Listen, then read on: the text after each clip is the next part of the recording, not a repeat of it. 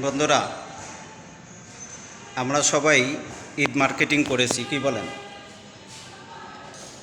আমরা সবাই ঈদ আনন্দ করব, ঈদের নতুন কাপড় চোপড় আমরা পরব, কতই না আমাদের খুশি, কি বলেন? আমাদের কতই খুশি।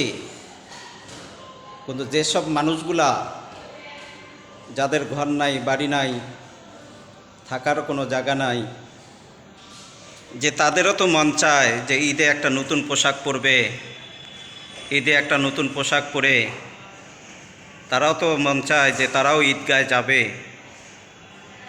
কিন্তু আজকে আমাদের যাদের টাকা আছে, পয়সা আছে, যাদের আমাদের অর্থ সম্পদ আছে, আমি সেই সব বন্ধুদেরকে, সেই সব ভাইদেরকে বলবো যে এই পথচারী শিশু, পথচারী মানুষ যারা রাস্তায় থাকে, যারা রাস্তায় ঘুমায়, যে তাদের পাশে আপনারা ঈদের কাপড় নিয়ে তাদের পাশে আপনারা এগিয়ে আসুন। যে তাদেরকে যখন আপনি ঈদের দিন ঈদের একটি নতুন পোশাক যখন তাদের হাতে উঠিয়ে দিবেন, দেখবেন তারা কতটা নাই খুশি হবে। খুশি হয়ে তারা আল্লাহর কাছে দোয়া করবে।